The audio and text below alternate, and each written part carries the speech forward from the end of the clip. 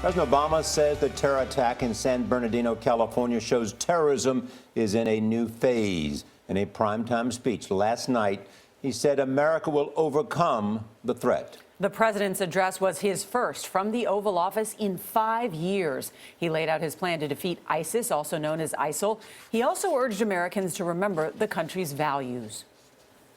We will destroy ISIL and any other organization that tries to harm us. Our success won't depend on tough talk or abandoning our values or giving in to fear. That's what groups like ISIL are hoping for.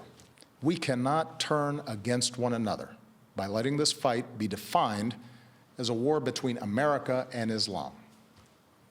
That, too, is what groups like ISIL want. ISIL does not speak for Islam. They are thugs and killers, part of a cult of death.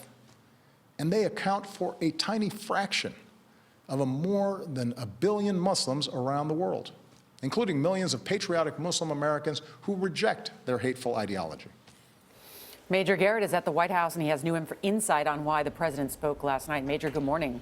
Good morning. The reviews are in. They're lukewarm, to be charitable, and the White House was bracing for precisely that. So why did the president give an Oval Office address that had no new news, no new initiatives or ideas or military strategies against ISIS?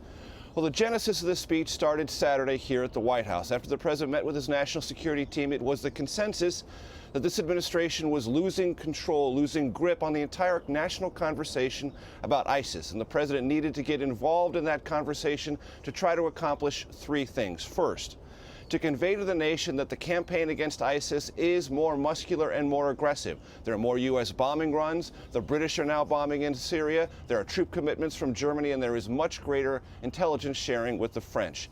The president also wanted to address the gun control argument. Even though the political climate on Capitol Hill with Republicans in control of the House and Senate remains hostile, the president believes the fact pattern in San Bernardino strengthens, not weakens, his gun control argument, and he wanted to make that case. Thirdly, and possibly most importantly, when you talk to people here at the White House, the president believes that the country could turn on itself, and this message of tolerance for Muslim Americans is not just about that, pure tolerance, but it is a counterterrorism strategy.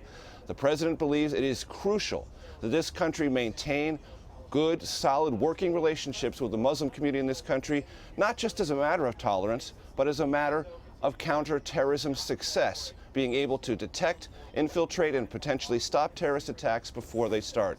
Now, there was a good deal of conversation about whether this president should give this address today or possibly tonight. But the president wanted the largest primetime audience he could find. Sunday was it.